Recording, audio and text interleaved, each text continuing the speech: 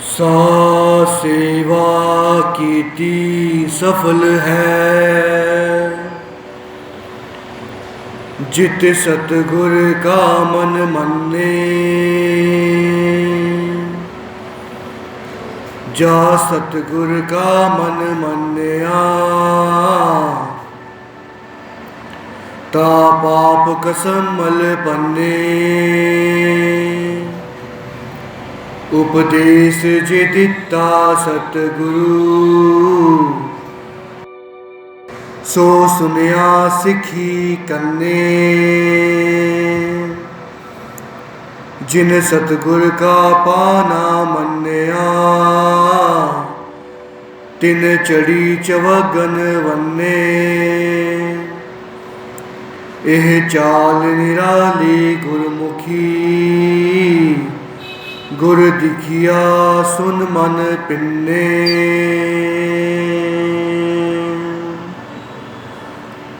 वाहिगुरु जी का खालसा, वाहिगुरु जी की फतेह।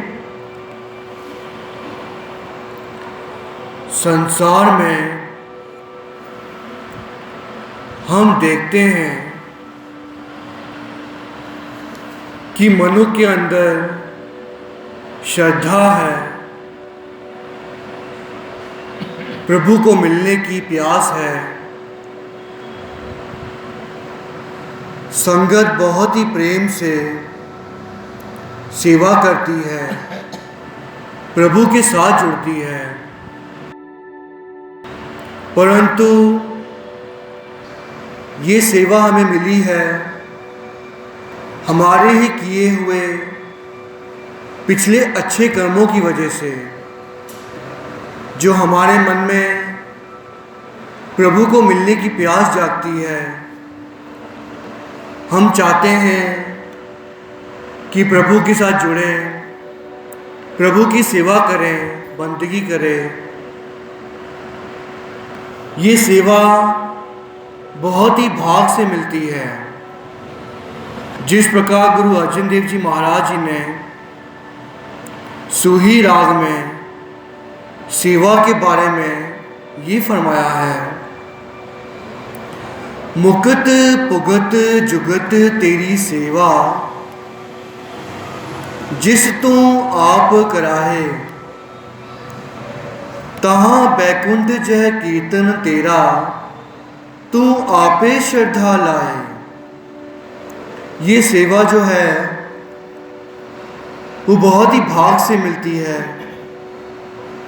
हमारे कुछ अच्छे बीजे हुए जो कर्म होते हैं वो प्रफुल्लित होते हैं, हमारे भाग जाग जाते हैं। हमारा अच्छा बीजा हुआ कर्म जब हमारे सामने आता है तो प्रभु हम पर प्रसन्न होकर हमें सेवा बख्शते हैं। परंतु ये सेवा करनी कैसे है, ये जानना बहुत ही आवश्यक है। क्योंकि संसार में हम देखते हैं कि कई मनुष्य सेवा के साथ जुड़ रहे हैं, परंतु कई बार ऐसा देखा गया है कि मनुष्य अहंकार में आकर सेवा करता है। थोड़ी सी सेवा करके ये सोचता है कि मेरी जैसी सेवा और कौन कर सकता है। अगर मैं ये सेवा नहीं करता तो गुरु घर कैसे चलता, ये सेवा संपूर्ण कैसी होती। मैं ना करूँगा तो कौन कर पाएगा। नहीं भाई, ये तो गुरु घर की सेवा है। हमें कभी अहंकार नहीं करना, मन में ऐसा भाव नहीं रखना कि मैं कर रहा हूँ। करने वाला तो वो परम पिता परमेश्वर आप है। वो करता धरता सृष्टि का पालनहार, वो सब कुछ कर रहा है। हमारे वश में क्या है जो हम कर सकेंगे। हम सोचते हैं कि सेवा हमने की, परंतु नहीं भाई, जेकर प्रभु ने हमें शरीर नहीं दिया होता हम मनुष्य देह में आ ही नहीं होते तो हमें ये सेवा कैसे मिलती। हमें ऐसा विचार करना है, ये नहीं सोचना कि मैंने सेवा की है। अपने आप को बड़ा नहीं समझना, बल्कि प्रभु के चरणों में अपने मन को अर्पण कर देना है, तन को अर्पण कर देना है और ऐसा विचार करना है कि हे सच्चे पातशाह, ये तेरी सेवा है, तेरे दर की सेवा है। तूने ये सेवा अपने आप करनी है, अपने आप मुझको बख्शीश करनी है, मुझ पर कृपा करनी है। मेरा मुझ में किछ नहीं, जो किछ है सो तेरा, तेरा तुझको सौंप दे क्या लागे मेरा। सब कुछ तेरा ही तो है, मेरा मुझ में कुछ भी नहीं है।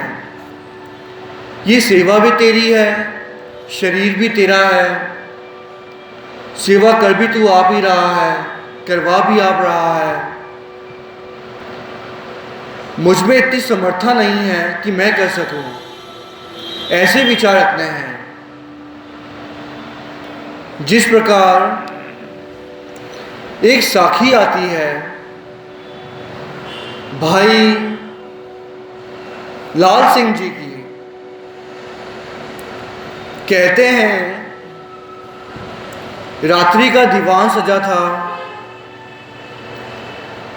रात के दीवान में गुरु गोबिंद सिंह महाराज जी, कलगीधर पिता, बाजा वाले, कलगियाँ वाले, नीले वाले,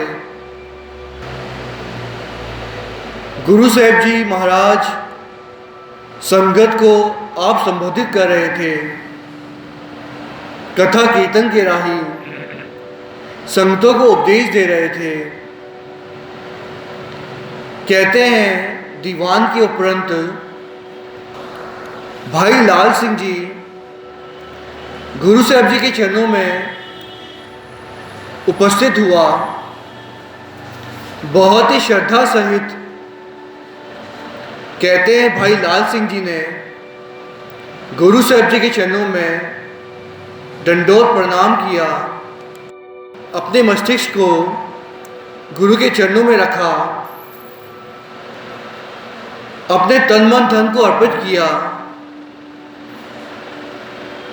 बहुत ही प्रेम सहित गुरु साहब जी से आशीर्वाद लिया।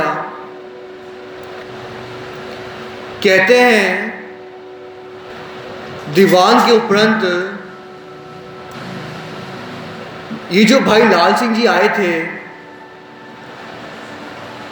उन्होंने गुरु के चरणों में एक ढाल रखी और कहा, हे सच्चे पातशाह, मैं आपके लिए ये ढाल लेकर आया हूं।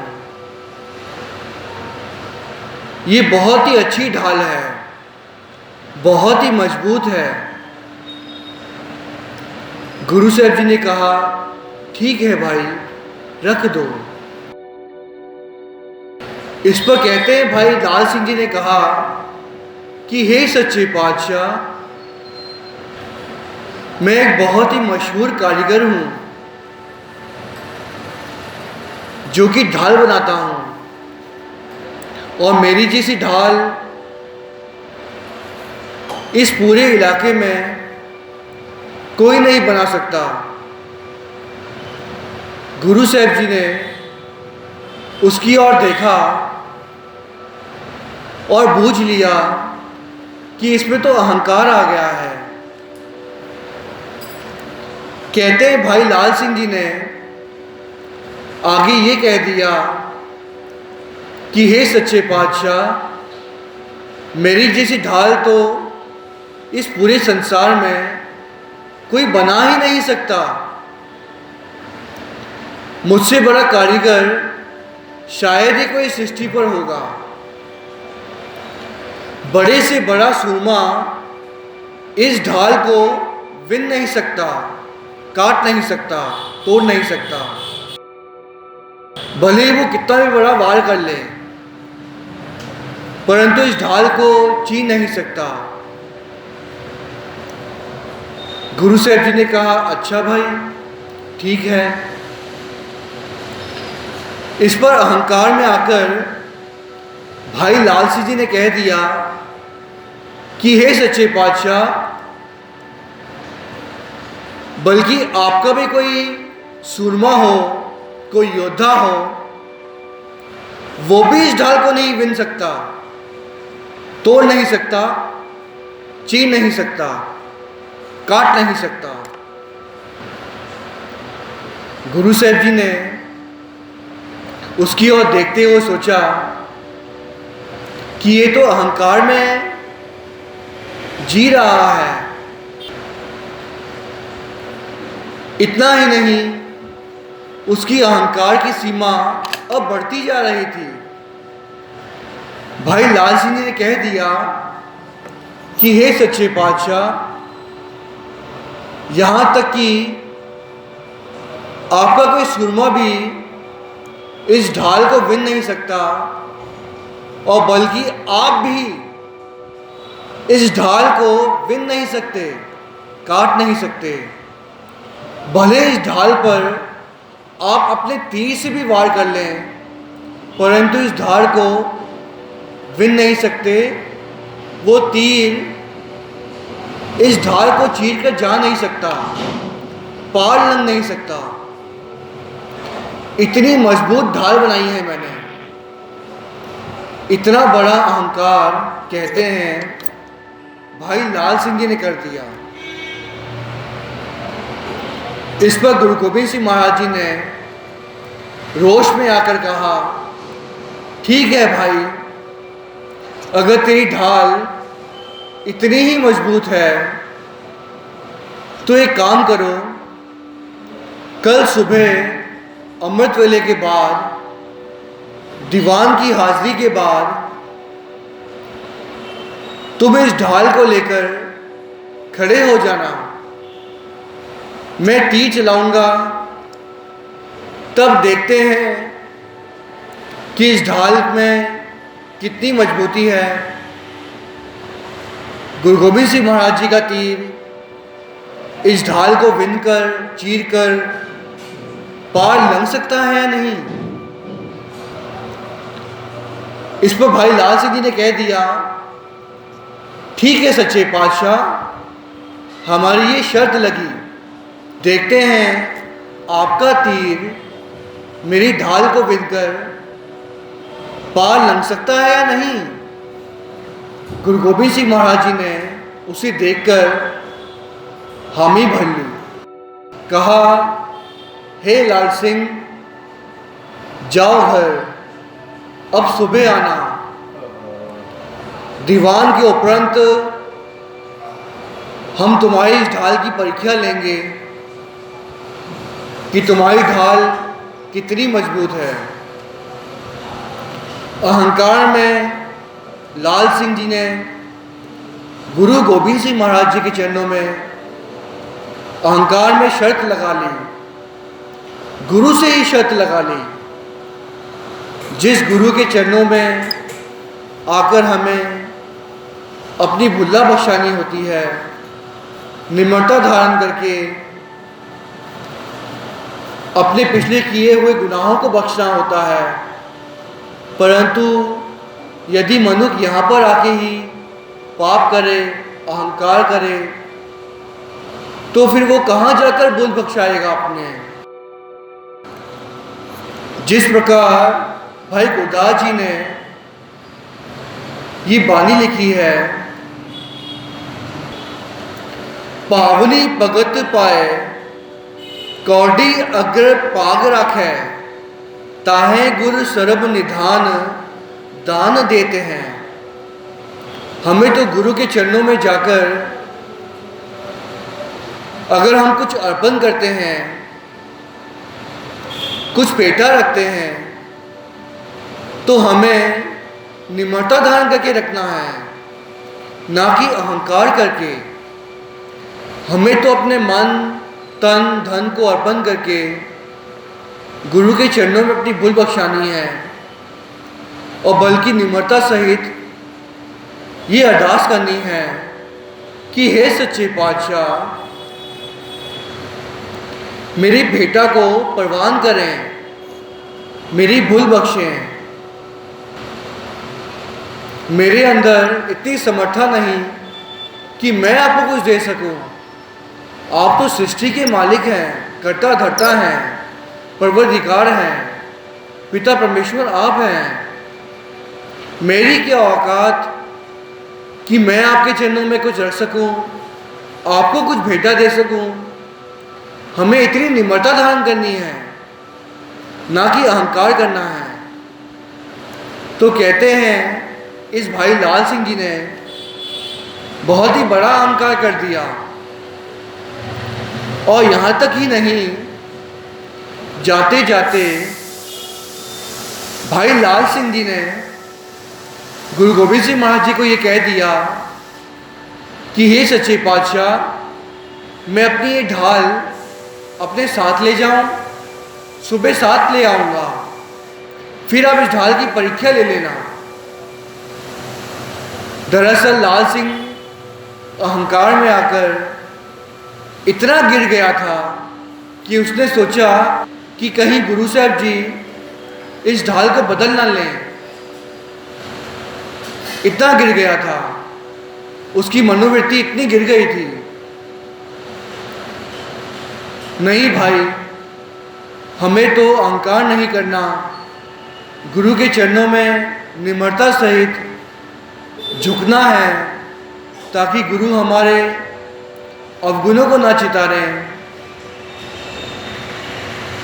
हमारी पुल्ला बख्श लें। क्योंकि गुरु ही तो है जो हमें भवसागर से पार लंघा देगा, हमारे गुनाह बख्श के हमारे 84 जूने काट लेगा। परंतु यदि अगर हम गुरु घर में आकर ही अहंकार करेंगे, संगतों से बुरा बर्ताव करेंगे, तो हम पुल्ला कहाँ जाकर बख्शाएंगे।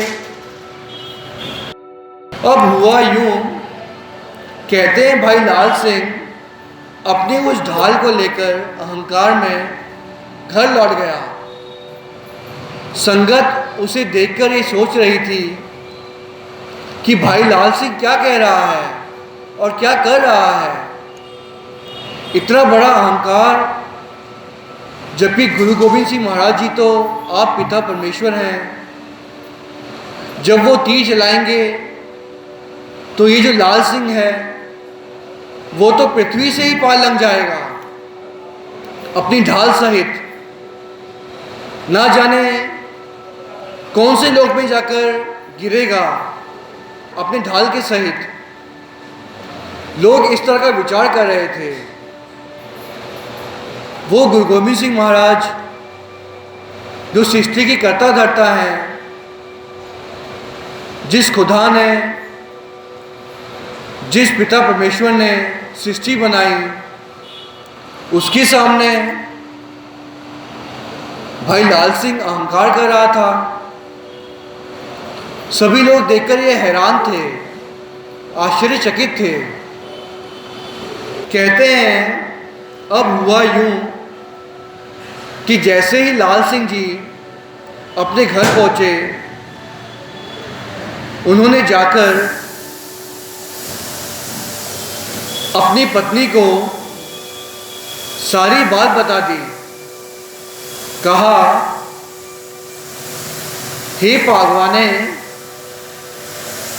मैं आज गुरु गोबिंद सिंह महाराज जी के साथ शर्त लगा कर आया हूं। कहते हैं ये सुनकर पहले तो भाई लाल सिंह जी की पत्नी दंग रह गई, आश्चर्यचकित रह गई, उसकी ताहां निकल गई। आप उस पिता परमेश्वर से शर्त लगा कर आए हैं जो सृष्टि के मालिक हैं, आपने उससे शर्त लगा ली। कैसी शर्त लगाई है आपने? भाई लाल सिंह जी ने कहा, पागवाने, मैं एक ढाल बनाकर गुरु साहब जी को भेंटा देने गया था। गुरु साहब जी ने कहा, ठीक है भाई रख दो, परंतु मैंने कहा कि इतनी मजबूत ढाल इस सृष्टि पर कोई बना ही नहीं सकता। यहाँ तक कि आपके कोई सूरमा, कोई योद्धा इस ढाल को विन नहीं सकता, काट नहीं सकता, चीर नहीं सकता, फाड़ नहीं सकता। ऐसा कोई सूरमा मुझे दिखाई नहीं पड़ता आपकी सेना में जो कि इस ढाल को विन सके। और यहाँ तक कि मैंने गुरु गोबिंद सिंह महाराज जी के साथ ही शर्त लगा ली कि गुरु साहब जी भी इस ढाल को विन नहीं सकते। गुरु साहब जी का तीर भी इस ढाल के पार नहीं लग सकता। ये सभी बातें सुनकर भाई लाल सिंह जी की पत्नी की तहां निकल गई। उसने कहा कि आप ये क्या करके आ गए हैं? वो पिता परमेश्वर जो खुदा का रूप है, परमेश्वर का रूप है, आप पिता परमेश्वर हैं, उनसे आपने शर्त लगा ली। गुरु गोबिंद सिंह महाराज जी का तो जब वो एक तीर अपनी कमान से छोड़ते हैं तो कहते हैं 10,000 दुष्टों के सिर को पार लग जाता है वो तीर। 10,000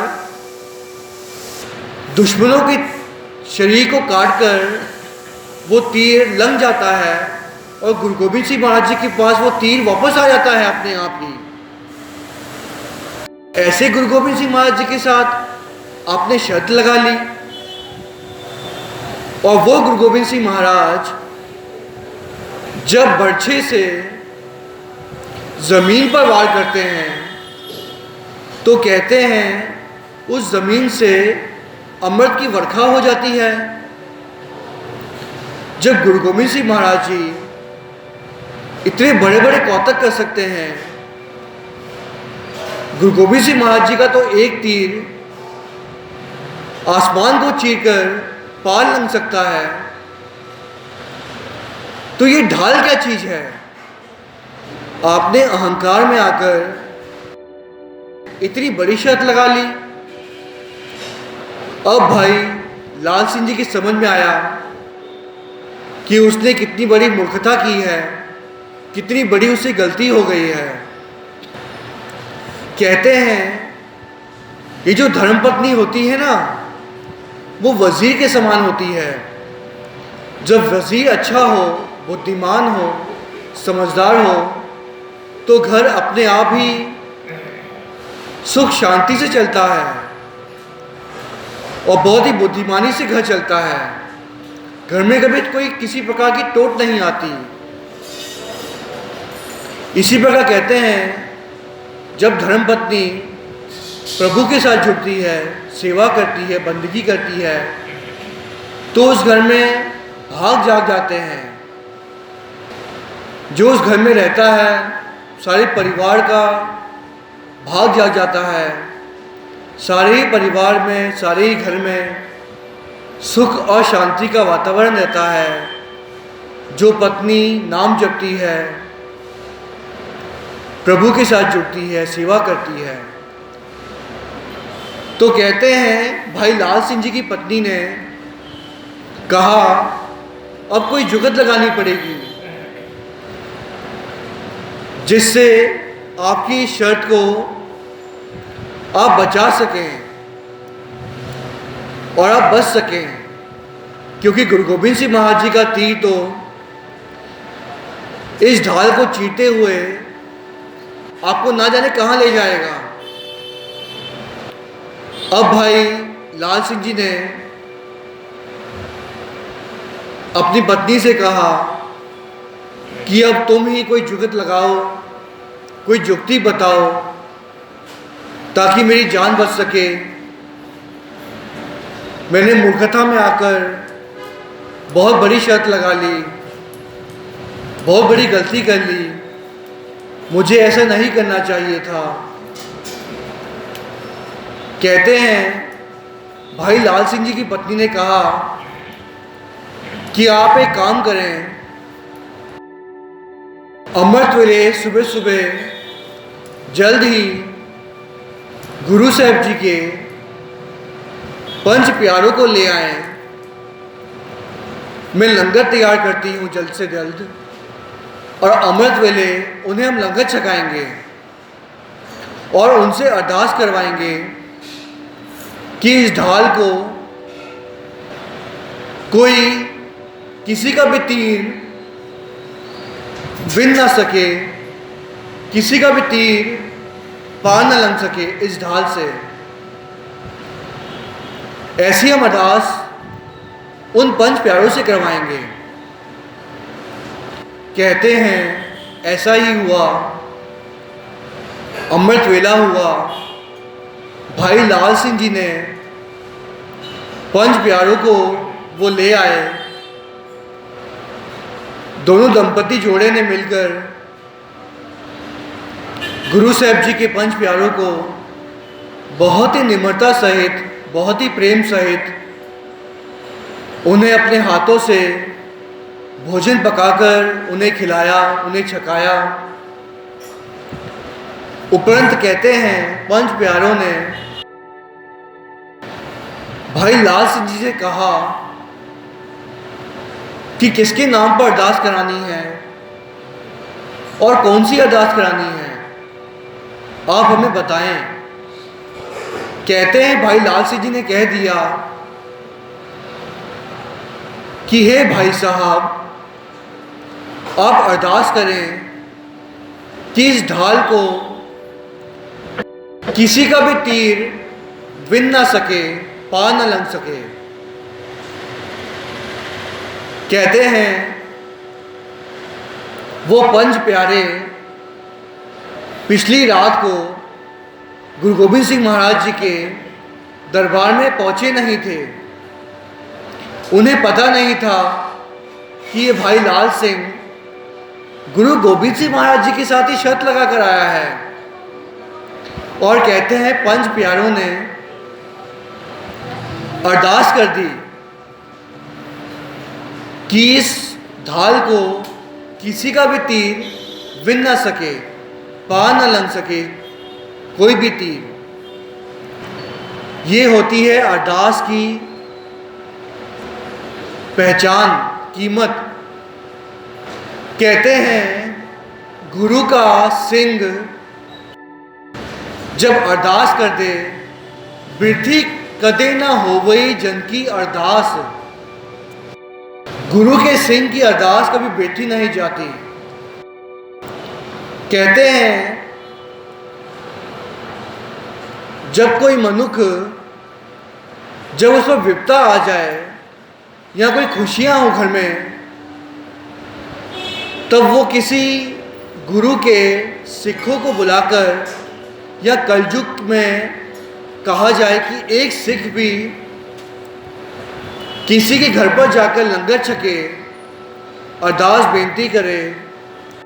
कोई मनुष्य गुरु के सिख को, वो सिख जो नितनेमी हो, सेवा करता हो, प्रभु प्रेमी हो, पूर्ण गुरसिख हो, जब कोई मनुष्य किसी गुरु के सिख को लंगर छकाता है, तो कहते हैं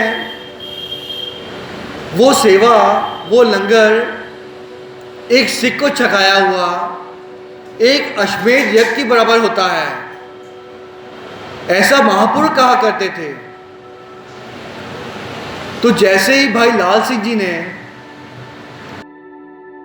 गुरसिखों को घर बुलाकर लंगर छकाया, जब उनसे अरदास करवाई, तो कहते हैं उपरंत वो ढाल को लेकर गुरु गोबिंद सिंह महाराज जी के चरणों में पहुंचा। गुरु गोबिंद सिंह महाराज जी ने दीवान के बाद भाई लाल सिंह से कहा हे भाई लाल सिंह, तुम इस ढाल को पहनकर वहां खड़े हो जाओ मेरे सामने, और मैं तीर चलाऊंगा और तुम्हारे इस ढाल की परीक्षा लूंगा। वहां पर बैठे सभी संगतों के दिल दहल गए, सभी कांपने लगे। यहां तक कि वो लाल सिंह भी खड़ा खड़ा कांप रहा था, क्योंकि वो जानता था कि उसने कितनी बड़ी भूल कर दी है। गुरु साहब जी से ही शर्त लगा ली, अब उसका क्या होगा, परिणाम क्या होगा। उसके मन में ये विचार चल रहे थे, और संगत तो ये सोच रहे थे कि ना जाने ये लाल सिंह अब कहाँ जाएगा। जब गुरु गोविंद सिंह महाराज जी का तीर चलेगा तो तीर इस ढाल को पार लंघाकर इस लाल सिंह को पृथ्वी के पार ही ले जाएगा। ना जाने कौन से लोक में जाकर भाई लाल सिंह कहाँ जाकर गिरेगा। ये इस प्रकार के विचार वहां पर बैठी हुई संगत कर रही थी। जैसे ही गुरु गोविंद सिंह महाराज जी ने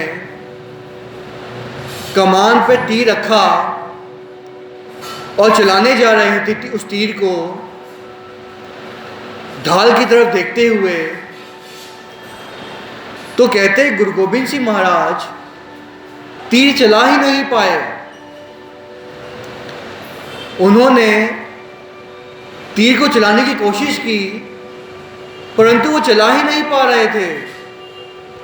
कहते हैं गुरु गोविंद सिंह महाराज जी ने उस तीर को, उस कमान को रख दिया और भाई लाल सिंह जी को अपने पास बुलाकर पूछा कि हे भाई लाल सिंह, ऐसा कौन सा जादू कर कर आया है, तूने ऐसा क्या कर दिया जो मुझसे तीर चल ही नहीं रहा है। मैं तीर चलाने की कोशिश कर रहा हूं तो मेरे सामने 9 पातशाही खड़ी हैं, गुरु नानक देव जी से लेकर गुरु तेग बहादुर साहब जी तेरे सामने खड़े हैं, तो मैं तीर कैसे चला पाता। तू ऐसा क्या कर कर आया है, जरा हमें भी तो बता।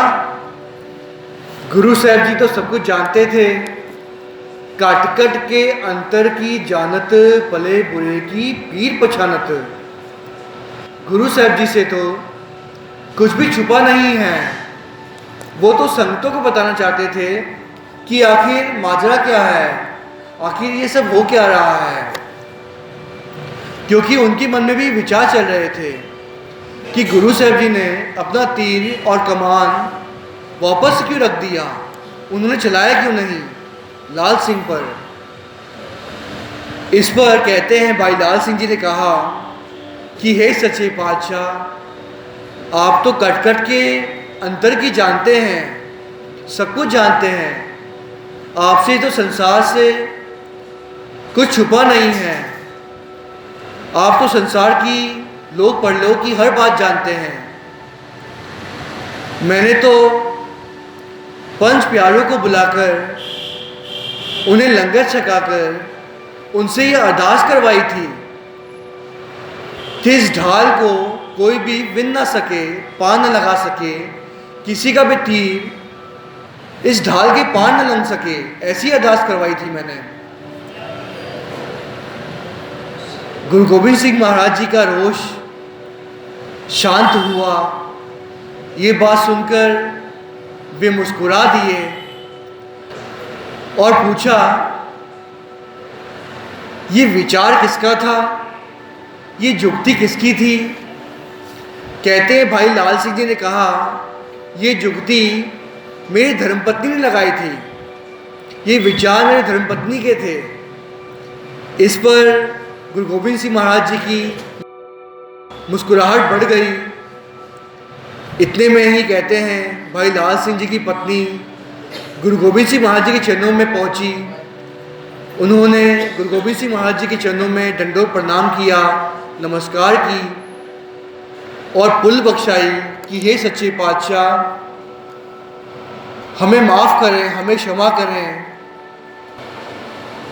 लेखे कदे न छूटे खिन खिन पुलन हार, बख्शन हारा बख्श ले नानक पार उतार। हे सच्चे पातशाह, हम तो कलयुगी जीव हैं, हमारे हाथ में कुछ भी नहीं। हम तो सेवा भी करते हैं तो अहंकार में करते हैं। आप हमारे पुल्लों को बख्श लो, हमें क्षमा करें। जिस प्रकार गुरु अमरदास साहब जी की बानी आती है मारू राग में, हर जियो अहंकार ना पावई, वेद कूक सुनावह है। गुरु साहब जी को कभी अहंकार नहीं भाता। कहते हैं मनुष्य यदि कोई भी गलती कर दे तो गुरु साहब जी के चरणों में आकर वो अपनी पुल बख्शाए तो गुरु साहब जी उसे क्षमा कर देते हैं। परंतु यदि मनुष्य अहंकार करता है, अपने आप को ही बड़ा कहता है, तो गुरु कभी उसे क्षमा नहीं करते। परंतु जेकर मनुष्य निम्रता में आ जाए, गुरु के चरणों में आकर अरदास करे, अपनी पुल बख्शाए, तो गुरु साहब जी उसकी अवगुण बख्श लेते हैं, उस पर निहाल होते हैं, उसे क्षमा कर देते हैं। जिस प्रकार अहंकार के बारे में गुरु रामदास साहब जी का आसा राग में गुरु साहब जी ये फरमाते हैं, अहंकारिया निंदका पिठ दे, नाम देव मुख लाया, जन नानक ऐसा हर सेव्या, अंत ले छड़ाया। अहंकारियों को, निंदकों को गुरु साहब जी ने पीठ दिखाई और अपनी भगत की लाज रखी थी। तो हमें इस साखी से ये सीख मिलती है कि हमें कभी अहंकार नहीं करना। गुरु गोबिंद सिंह महाराज जी ने भाई लाल सिंह जी से कहा था कि हे भाई लाल सिंह, तुम्हें मुझ पर प्रतीत नहीं आई, परंतु मेरे सिखों पर इतनी तुमने प्रतीत कर ली, जिसके कारण आज तुम्हारा उद्धार हुआ, तुम्हारे गुनाह बख्शे गए। ये सभी कुछ हुआ है तुम्हारी धर्मपत्नी की वजह से। तो धर्मपत्नी यदि ऐसी हो, जो गुरु के साथ जुड़ी हो, जो प्रभु प्रेमी हो, सेवा करती हो, बंदगी करती हो, तो उस घर का हमेशा ही उद्धार होता है। जिस प्रकार गुरु अर्जन देव जी की बानी आई है गौरी राग में, गुरु साहब जी फरमाते हैं, मन बेचै सतगुर के पास, ते सेवक के कारज रास, सेवा करत हुए नह कामी, तिसको होत परापत स्वामी। अपनी कृपा जिस आप करे, नानक सो सेवक गुर की मत ले। जो मनुष्य श्रद्धा से सेवा करता है, जिस प्रकार सेवा भाई लाल सिंह जी की पत्नी ने 5 सिखों को बुलाकर उन्हें लंगर छकाया, निम्रता सहित सेवा की, और सेवा के ही भाग लगे कि उन्होंने अपनी बात मनवा ली। जिस प्रकार बानी आती है, जो शरण आवे तिस कंठ लावे, ए बिरद स्वामी संदा, बिनवंत नानक हर कंत मिलिया, सदा केल करंदा। जो मनुष्य प्रभु की शरण में आ जाता है तो गुरु साहब जी उसके अवगुणों को चितारते नहीं हैं, उसके गुनाह बख्श लेते हैं, उसका उद्धार कर देते हैं। जैसा उद्धार गुरु गोबिंद सिंह महाराज जी ने भाई लाल सिंह जी का किया था। तो इस साखी से हमें ये सीख मिलती है कि पहले तो हमें कभी अहंकार नहीं करना, हमेशा गुरु के चरणों में निम्रता धारण करके आना है और निम्रता धारण करके प्रेम से सेवा करनी है। अपने आप को बड़ा नहीं समझना, बल्कि झुक की सेवा करनी है, निम्रता सही सेवा करनी है। और दूसरा हमें ये सीख मिलती है कि यदि हम किसी गुरु के सिख को प्रेम सहित, निम्रता सहित उसे लंगर छकाते हैं, उसका आदर करते हैं, तो कलयुग में महापुरुष कहते थे कि किसी गुरसिख को लंगर छकाया हुआ ऐसा ही है जैसे पिछले ज़मानों में एक अश्वमेध यज्ञ का फल मिलता था, उतना ही फल मिलता है किसी गुरसिख को घर बुलाकर लंगर छकाने का। इतना बड़ा भाग जाग जाते हैं मनुष्यों के। कथा करते हुए आप जी के दास से कई प्रकार की भूलें हो गई हैं। सत्संग में भुला बख्शो, आशीष बख्शो की दास आपकी इसी प्रकार सेवा करता रहे और भवसागर से पार लग जाए। मुझे कभी 84 दुनिया ना भोगनी पड़े। सत्संगत ऐसी आशीष बख्शना, ऐसी कृपा करनी। विच संगत हर पर वसे जियो, संगत में ही प्रभु आप बसते हैं। फतेह का जवाब फतेह में दें। वाहिगुरु जी का खालसा, वाहिगुरु जी की फतेह।